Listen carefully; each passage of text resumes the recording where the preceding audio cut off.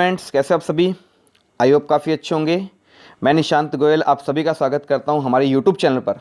आज है 3 मार्च और 3 मार्च से संबंधित हम सारी इंपॉर्टेंट खबरें देखेंगे इस वीडियो में, तो पूरा वीडियो बहुत ध्यान से देखिएगा। स्टार्ट करते हैं हमारी आज की क्लास। और फर्स्ट क्वेश्चन आता है, यूरोपियन संघ ने किस देश को शामिल करने की मंजूरी प्रदान की है? तो इस समय आप सभी को पता है जो यूक्रेन और रशिया का जो क्राइसिस चल रहा है, तो इसके अंदर यूक्रेन को यूरोपियन संघ के अंदर शामिल करने की मंजूरी प्रदान की गई है। तो यूक्रेन की बात करें तो यूक्रेन की कैपिटल है कीव, वहाँ की करेंसी है यूक्रेनाई रिमलिया, और वहाँ के करंट टाइम पे जो प्रेसिडेंट हैं वो है व्लादिमीर जेलेंस्की है। और इसी के साथ आपको याद रखना है यूरोपियन यूनियन का हेड ऑफिस कहाँ पर है? तो वो है ब्रुसेल्स, बेल्जियम के अंदर है। क्या रखना है प्यारे बच्चों, कहाँ पर है? बेल्जियम के अंदर है। और यूरोपियन यूनियन की स्थापना हुई थी 1993 के अंदर, ईयू की स्थापना हुई थी। काफ़ी इंपॉर्टेंट बन चुका है इस समय ये। तो यूरोपियन यूनियन की स्टैब्लिशमेंट 1993, और इसका हेड ऑफिस है बेल्जियम, ब्रुसेल्स के अंदर है। ब्रुसेल्स बेल्जियम में इसका हेड ऑफिस है। नेक्स्ट क्वेश्चन की बात करें, नेपाल के सत्ताधारी गठबंधन ने किस परियोजना को बहुमत से संसद में पास किया है? तो इस क्वेश्चन का राइट आंसर आता है अमेरिकी सहयोग परियोजना को संसद में पास किया गया है। तो ये किसने पास किया है? नेपाल ने। तो नेपाल की कैपिटल है काठमांडू, वहाँ की करेंसी है रूपी, और वहाँ के करंट टाइम पे प्राइम मिनिस्टर हैं, ध्यान रखना है, शेर बहादुर देउबा हैं। और वहाँ के करंट टाइम पे जो प्रेसिडेंट हैं वो है विद्या देवी भंडारी है। आई होप आपको इतनी चीज़ क्लियर हुई होगी। और नेपाल के अंदर विश्व की सबसे ऊंची चोटी माउंट एवरेस्ट है, और नेपाल में माउंट एवरेस्ट को सागर माथा के नाम से जाना जाता है। ध्यान रखना है आपको, नेपाल के अंदर माउंट एवरेस्ट को सागर माथा के नाम से जाना जाता है। नेक्स्ट क्वेश्चन की बात करें, 1 मार्च से 7 मार्च तक के सप्ताह को किस के रूप में मनाया जा रहा है? तो इस क्वेश्चन का राइट आंसर आता है जन औषधि दिवस सप्ताह के रूप में मनाया जा रहा है।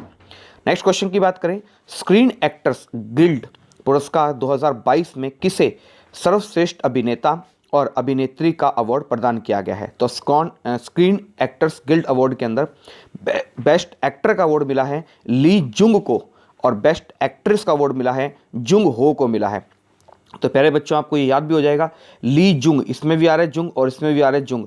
तो ली जुंग बेस्ट एक्टर है और जुंग हो बेस्ट एक्ट्रेस का अवार्ड मिला है स्क्रीन एक्टर्स गिल्ड अवार्ड के अंदर 2022। नेक्स्ट क्वेश्चन की बात करें, ISSF वर्ल्ड कप में पुरुषों की 10 मीटर एयर पिस्टल प्रतियोगिता में किस भारतीय ने स्वर्ण पदक जीता है? तो इस क्वेश्चन का राइट आंसर आता है प्यारे बच्चों, सौरभ चौधरी ने जीता है। ISSF का मतलब है इंटरनेशनल शूटिंग स्पोर्ट फेडरेशन, और इस वर्ल्ड कप के अंदर पुरुषों की जो 10 मीटर एयर पिस्टल है, इसमें सौरभ चौधरी ने पुरस्कार जीता है। और सौरभ चौधरी है वो शूटिंग के प्लेयर हैं। और इसी के साथ ध्यान रखना है, ISSF इसका जो हेड ऑफिस है, इसका हेड ऑफिस है प्यारे बच्चों म्यूनिक जर्मनी के अंदर क्या है, इसका हेड ऑफिस है, ये ध्यान रखना है। और जीतू रॉय का संबंध भी किस खेल से है? तो वह शूटिंग से। अवनी लेखरा का संबंध भी पैरा शूटिंग से संबंधित है। सौरभ चौधरी का संबंध भी शूटिंग से है। नेक्स्ट क्वेश्चन की बात करें, IPL फ्रेंचाइजी गुजरात टाइल्स के किस खिलाड़ी ने IPL से अपना नाम वापस ले लिया है? तो IPL आप सभी को पता भी होने वाले हैं, 2022 के अंदर IPL का 15 नंबर सेशन खेला जाएगा, जिसके अंदर इस बार एक नई टीम शामिल हुई है, गुजरात टाइटस। और इसमें IPL के खिलाड़ी हैं जेसन रॉय ने अपना नाम क्या ले लिया, वापस ले लिया। और ये किस देश के खिलाड़ी थे? इंग्लैंड के थे। तो ध्यान रखना है आप सभी प्यारे बच्चों को कि 2022 में IPL का कौन सा सेशन खेला जाएगा, 15 नंबर। 2021 में कौन सा खेला गया था? तो 2021 में 14 नंबर, जिसकी विनर रहा था चेन्नई सुपर किंग। और IPL की शुरुआत हुई थी 2008 के अंदर हुई थी, और सबसे पहला विनर रहा था राजस्थान रॉयल। और IPL में विनर टीम को कितना पैसा मिलता है? 20 करोड़ रुपए की क्या मिलती है? अमाउंट मिलती है विनर टीम को। और IPL ऑर्गेनाइज करवाती है BCCI, तो BCCI के द्वारा ही IPL को ऑर्गेनाइज किया जाता है। और IPL इंडियन प्रीमियर लीग, इसके गवर्निंग काउंसिलिंग के करंट टाइम पे हेड हैं, तो वो हैं ब्रजेश पटेल हैं। नेक्स्ट क्वेश्चन की बात करें, social skill gaming online platform WinZO ने किसे अपना ब्रांड एम्बेसडर बनाया है?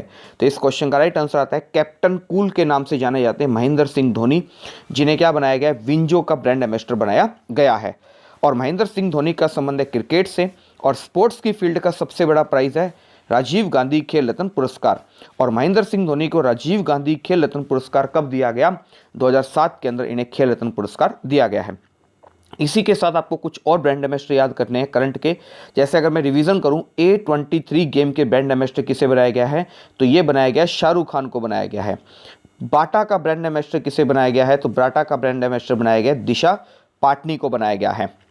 और CSK के captain Mahendra Singh Dhoni. Next question की बात करें, दिनेश पांगटे ने के स्थान पर किसे LIC म्यूचुअल फंड का नया MD एंड CEO नियुक्त किया है, तो दिनेश पांगटे के स्थान पर नियुक्त किया है TS रामाकृष्णन को LIC म्यूचुअल फंड का नया MD एंड CEO अपॉइंट किया गया। तो याद रखना है TS रामाकृष्णन।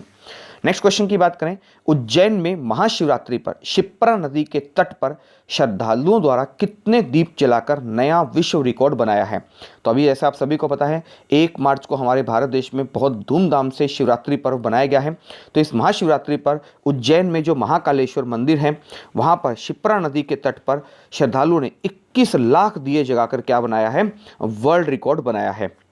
तो ये उज्जैन कहाँ पर है, तो याद रखना है कहाँ पर है प्यारे बच्चों, मध्य प्रदेश के अंदर है। तो मध्य प्रदेश की कैपिटल है भोपाल, वहाँ के CM है शिवराज सिंह चौहान और वहाँ के करंट टाइम पे गवर्नर है मंगू भाई छगन भाई पटेल है। और इसी के साथ आपको याद रखना है खजुराहो उत्सव कहाँ पर बनाया जाता है, तो खजुराहो उत्सव भी बनाया जाता है मध्य प्रदेश के अंदर बनाया जाता है। आज के लास्ट क्वेश्चन की बात करें तो संयुक्त राष्ट्र के द्वारा जारी रिपोर्ट के अनुसार सतत विकास के लक्ष्य की सूची में भारत को 192 कंट्रीज में कौन सा स्थान प्राप्त हुआ है, तो भारत को स्थान मिला है 120वां नंबर मिला है।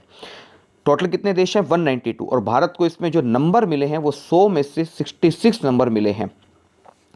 और इसी के साथ आपको याद रखना है लास्ट ईयर भारत की रैंकिंग थी 117 और इस साल जो भारत की रैंकिंग आई है वो आई है 120 आई है।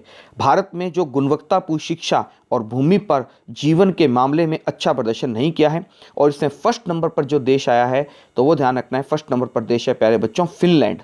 पहले पर आया है फिनलैंड और सेकंड पर आया है स्वीडन। और इंडिया का नंबर कितना है, 120 नंबर आया। संयुक्त राष्ट्र के द्वारा जारी रिपोर्ट की गई है, मतलब यूनाइटेड नेशन के द्वारा जारी सतत विकास के लक्ष्य की सूची में भारत का नंबर आया 120। तो प्यारे बच्चों आज की क्लास में आप सबके लिए इतना ही। वीडियो कैसी लगी कमेंट बॉक्स में कमेंट करके जरूर बताइएगा। Thank you.